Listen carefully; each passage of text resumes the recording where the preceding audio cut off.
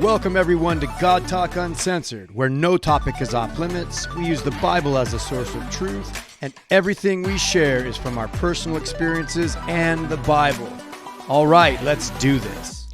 Thanks everybody for tuning in. I've got a great show for you today. We're going to talk about being fully free from addiction, hurts, habits, and hangups. Whenever people hear addiction, they automatically run to drugs, alcohol. Alcohol is a drug, by the way. So drugs or some mind-altering thing that's going to numb their pain. But trust me, hurts, habits, and hangups are a factor. And we can become repetitious and become enslaved to lots of different things, not just substances. Food, pornography, exercise, anger, all kinds of things. So I want to share with you a little bit of my story of addiction. And I'm going to talk primarily about substance abuse right now. I've been sober for over 15 years. And most people who know me now couldn't imagine what I was like then. There's no correlation to the man that I am today to the person that I was while I was actively drinking and drugging and using. I want to tell you the history of my using. And so you get some people call it a drunk-a-log, but I want you to really understand so that the person that you see in front of you now, you know that whoever or if it's you and whatever depths you're at, or you have a child or there's somebody in your life that's at, they can come out from it, okay? They can come out from it. So let me take you all the way back to, let's say, 7 years old. And yes, that's really early. But at 7 years old, I remember sniffing glue. I know every kid goes, oh, look at this glue. But as soon as I realized that could alter my feelings and change my brain, I liked it. And I did it again. And I did it again. And then it was white out, right? And then it was gasoline. And this pattern, went on for years and years. I used to come home. I remember elementary school and the beginning of junior high. I would come home from school and I had a motorcycle that had a plastic tank. And those who ride motorcycles know what I'm talking about. You get a plastic tank and it's got a tube that comes out of the tank.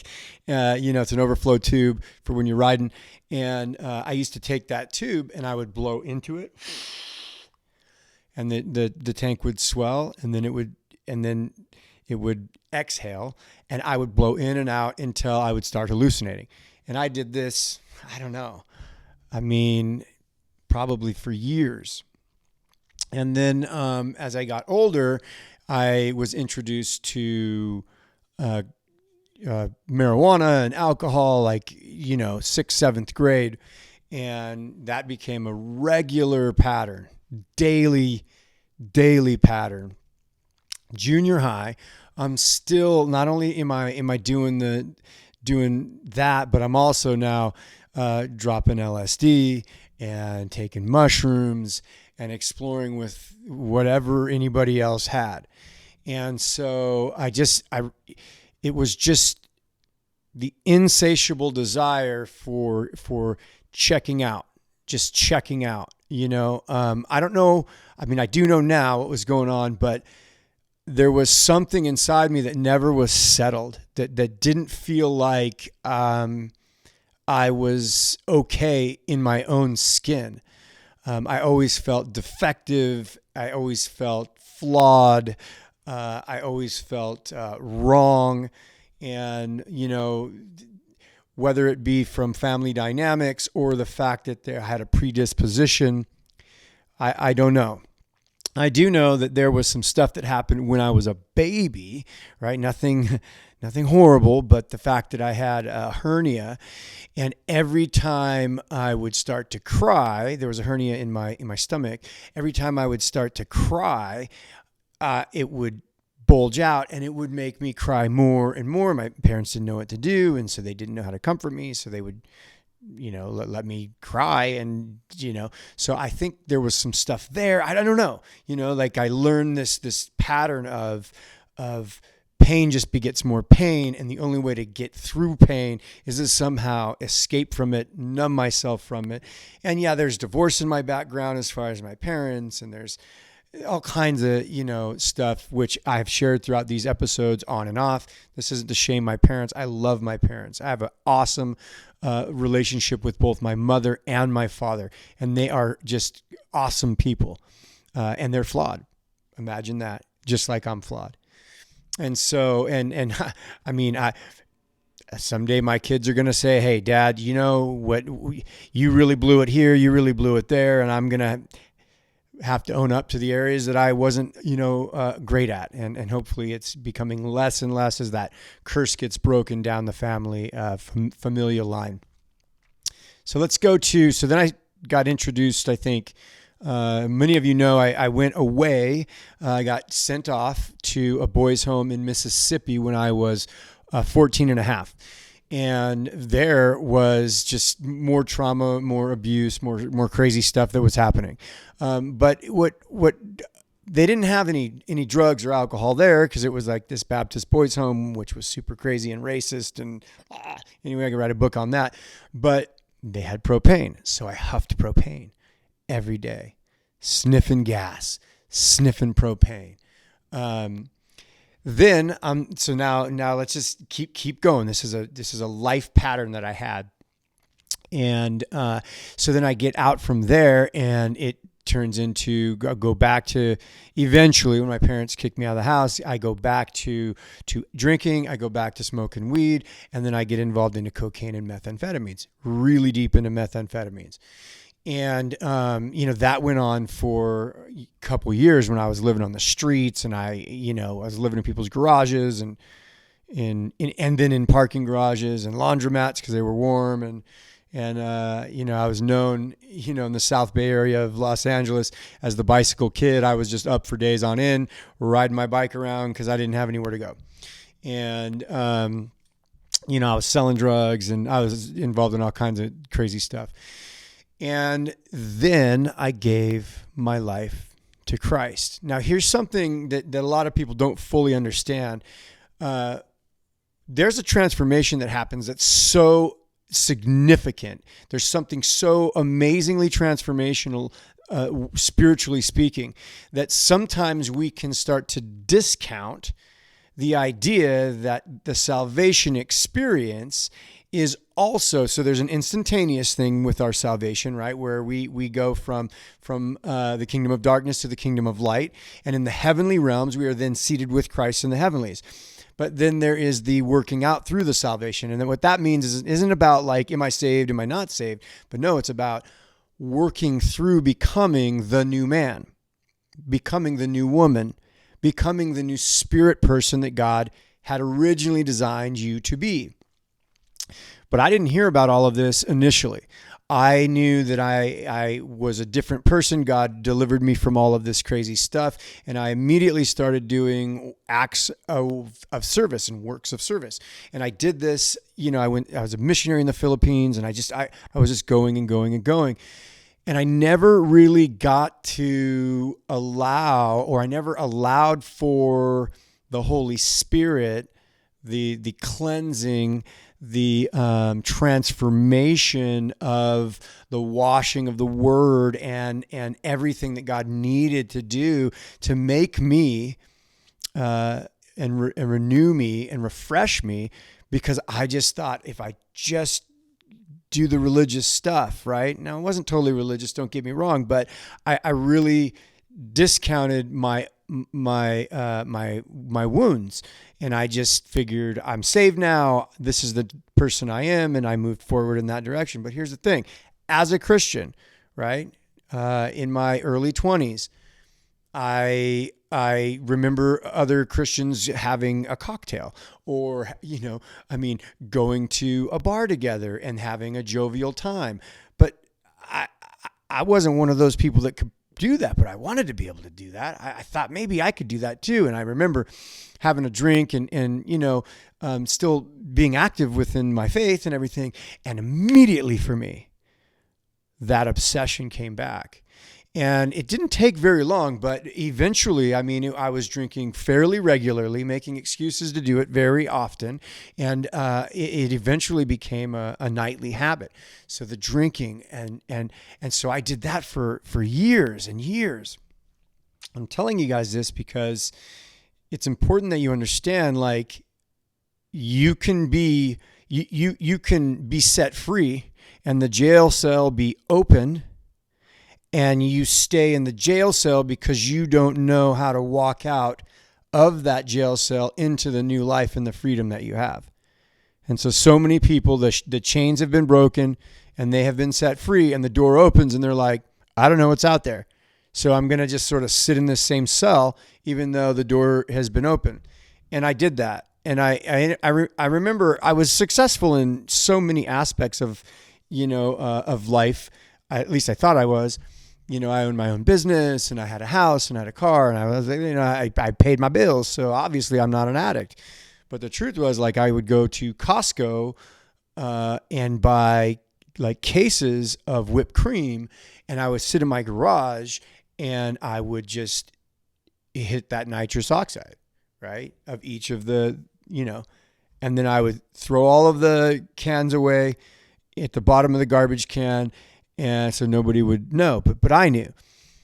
And then I ended up getting, still drinking, then I ended up getting hurt, and then it was pills, and it was, Oxycontin, and then it was, and then next thing you know, I'm driving to Mexico and I'm getting prescriptions from, it just, the snowball just never stopped. And this happened, this continued in and through my 30s. And I remember, and then I was really drunk one time, and then I went riding on a quad the next morning, but I was still really hungover, and I broke my back.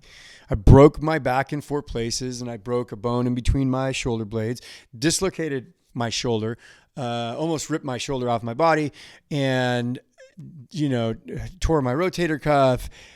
I was a mess and had to be helicopter flighted. It was pretty bad. And that really solidified my addiction to pain medicine, even though I was already doing the pain medicine.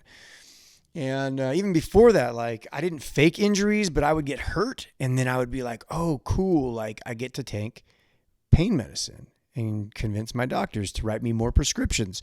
And then I was in the pain medicine, and I was doing the drinking, and it was just nonstop. And I even remember having surgery, knee surgery, and I, not that I wanted to be a victim, but I had knee surgery, and then I thought, they give you all these pain meds. So, like, I'm going to get a shoulder surgery too, because my shoulder was messed up, and back surgeries. And now I got a pain management specialist, and just the addictive nature of my life was just relentless. It was just constant, and it never stopped. And I remember then needing to get off of all these pain meds, and these pain meds were just wrecking me. And the wrestling inside, guys, just so you know, like, I believed in God. I believed in Jesus, but I knew I was stuck as a slave in my addiction. And I remember just saying, I can't keep doing this. But I used to have to either drink or do the drugs to oblivion, right? So I'm being real here. So 6 Vicodin was every 3 hours, like, easily, just pop, pop, pop, pop. And then I would get, some of the harder stuff, and I would crush it up and snort it and try to smoke it and whatever, like, just the madness of it all. But I'm going to keep going here so you fully understand and grasp the gravity of the person that I used to be.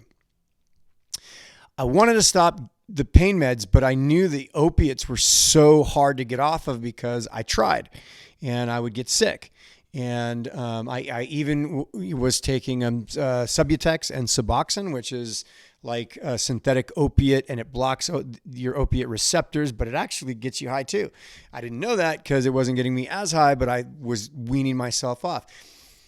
And I almost got 100% off, and then I don't know. I got back hooked on it. I read on the internet that the best and the quickest way to strip yourself from opiate addiction is to do cocaine, because that seems to make sense for an addict. Hey, if I do cocaine for a couple weeks, I'll strip the detox of the opiates out of my body. So I did that, and I snorted coke and was still drinking, and then like I at some point I ran out of cocaine to snort, and so somebody says, why don't you just smoke it? So then I'm like, then I started smoking crack, and now I'm smoking crack all the time. And the insanity, right? The insanity of it. And I'm just going to tell you this is going to be gross for some of you. So, just bear with me. I smoked so much crack. I did so much cocaine that my liver, my kidneys, my body could no longer process it. And so I broke out in boils all over my body. I mean, literally I have scars all over in various places from these boils. And I heard, and I don't know how true it is, but that the cocaine was literally trying to get out of my system. And since my organs couldn't get it out, it manifested in boils all over my body. And so I had these big boils, and I ran out of cocaine, and I had a crack pipe, and it was broken, a little sharp edge. And I figured, well, I'll just stick the crack pipe into these boils, and the liquid from my boils probably has dope in it. And then I could just smoke that so that I could get high. So that's insanity. I get it. And when I say it now, it's like, you can't even make this stuff up, right? Like I can get grosser if you want. I remember overdosing and then blowing my nose and trying to get all this cocaine out and stuff like that. And there was just like snot everywhere, and it was really gross. And then I ran out like a day later or whatever. And so, hey, there was still cocaine in my snot.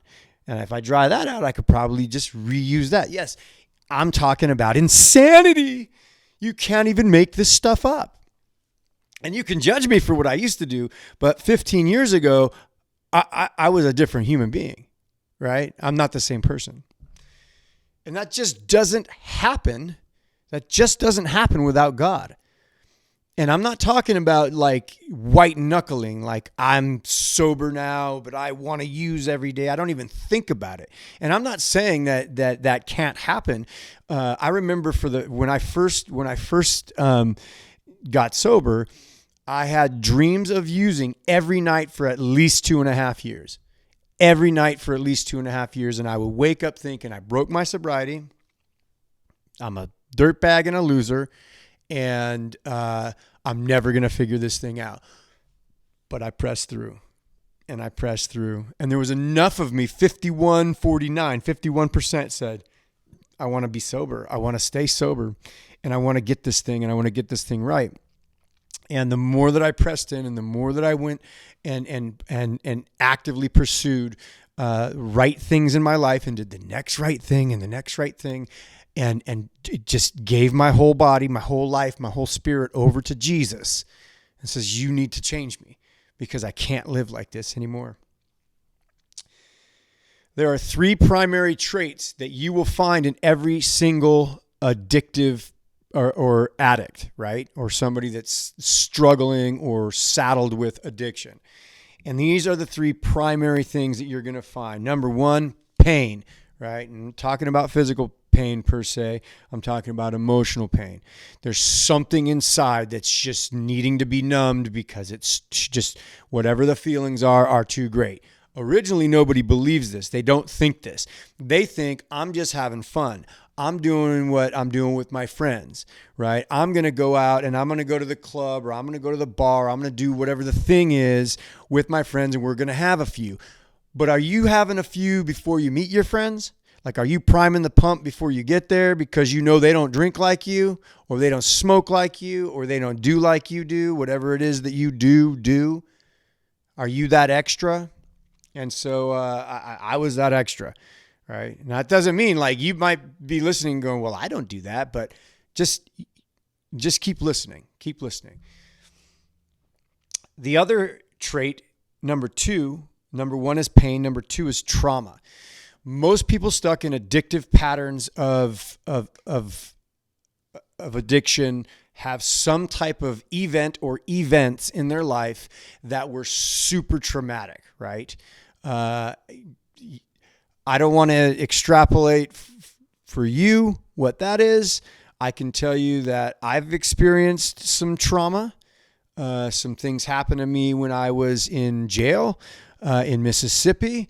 They had what they called blanket parties. I was a small kid when I was in Mississippi, and I was from California, so they just didn't like people from the West Coast, and they had this blanket party thing where they would throw a blanket over your head, and everybody would beat you and kick you and hit you with pool sticks and whatever else. So, and other stuff happened, but I that's another day. But the point is that trauma, right? Some type of trauma. The third thing is abuse. Most people who struggle with addictive patterns have had some form of abuse in their background. And you can have trauma without abuse, by the way. You could have been in a gnarly car accident, something that was so tragic and so horrible and so horrific. You might have seen somebody pass away. You might have witnessed something that was just too much to bear. And so you self-protect in a way that you buried that in. But the abuse portion comes from, and it could be from family. It could be physical, it could be sexual, it could be emotional, and it could just be toxic relationships, that type of abuse. And those are the three primary things. There are people that have experienced all those three that aren't necessarily struggling with addiction. But by and large, people who are addicts have those three traits in combination or some form of combination, and there's enough pain associated in their life that's what they do. They self-medicate. Today, this is about perspective, okay? So you would not know if you met me that was my past. You wouldn't know that. And I'm not shy about it because of what God has done in my life. So I who I am today, I'm not shy about it. My hope is that my story inspires people. My story tells other people there is no depths that you can get to. There is no form of just degradation that you can experience that God cannot pull you out of. There just isn't. There just absolutely isn't. There is a scripture, and it's very familiar. Everybody knows, for the most part, everybody knows Psalms 23. I want to read to you the middle portion. So the middle portion of Psalm 23 says, even though I walk through the valley of the shadow of death, even though I walk through the valley of the shadow of death. Okay. So first of all, a valley gives you a limited view. When you're in a valley, you typically have higher things surrounding you on all sides, and therefore you are in the lowlands of the geography, right? So you have a limited view.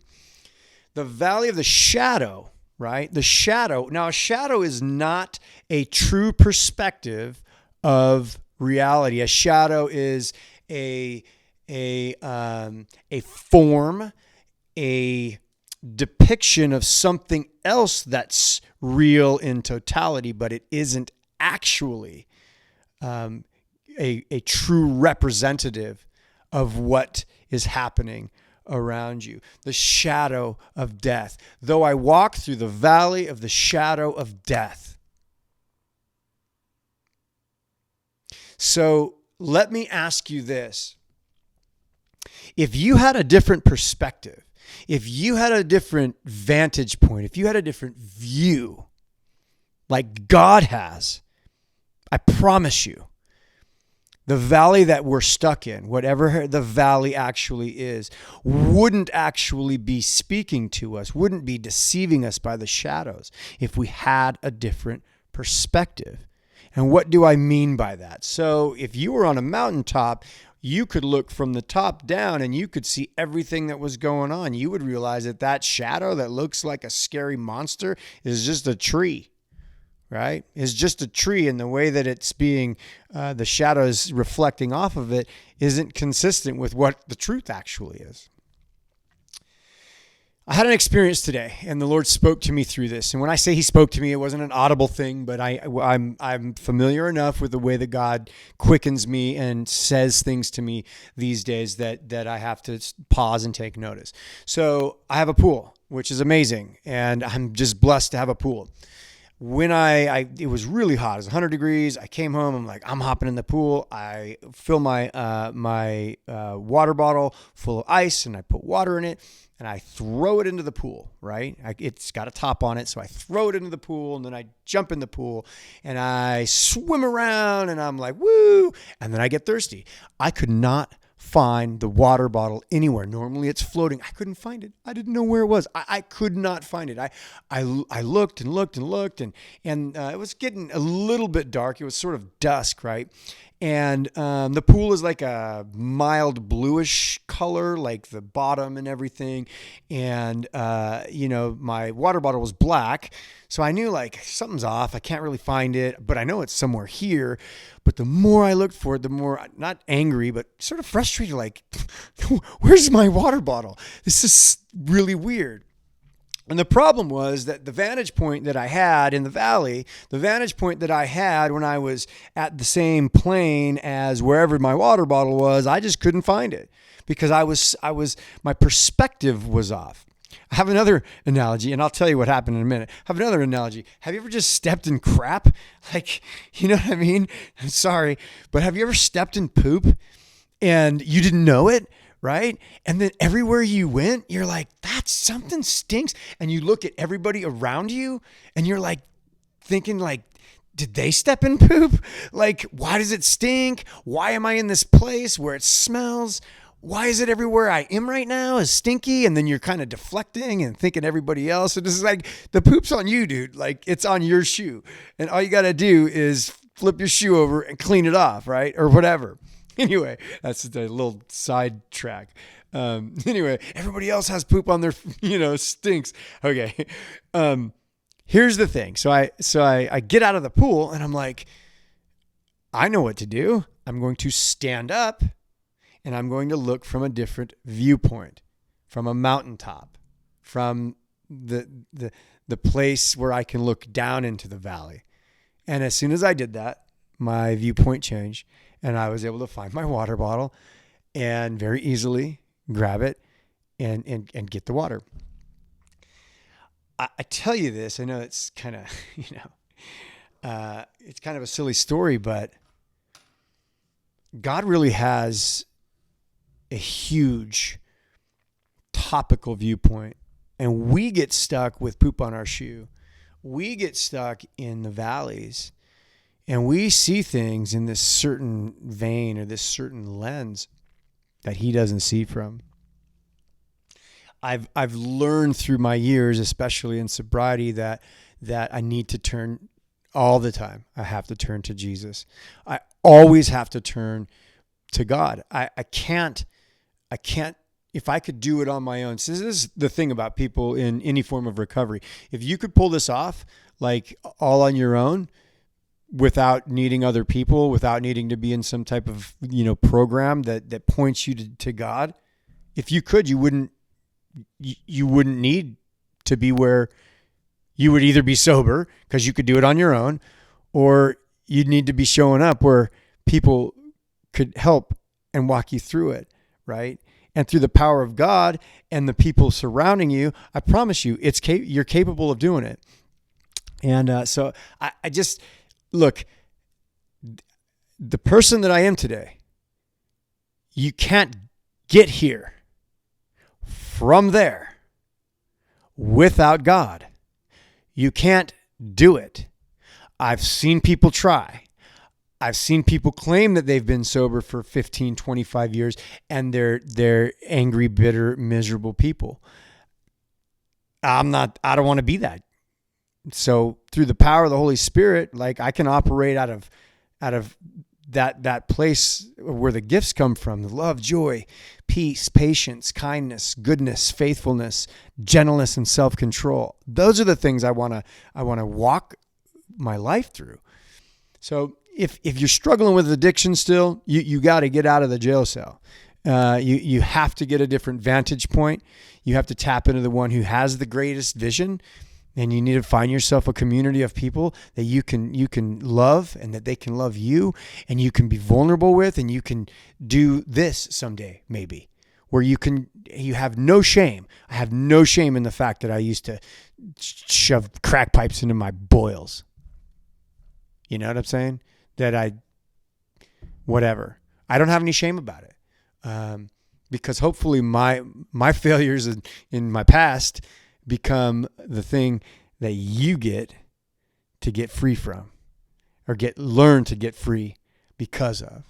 Anyway, I love you guys. I appreciate you giving me that thumbs up, forwarding it to people who you know. I like to interact. Go ahead and hit some comments. You can also email me, Zach, Z-A-C-H, at godtalkuncensored.com. If you don't know Jesus, make it simple. I need you, Lord. Jesus, I believe that you died for me. I need you to forgive my sins. I appreciate everything that you've always done for me, even when I didn't see it. I believe you rose from the dead, and I want to give my life to you. It's that simple. And if you're a Christian and you're struggling, hit me up. I get it. Trust me.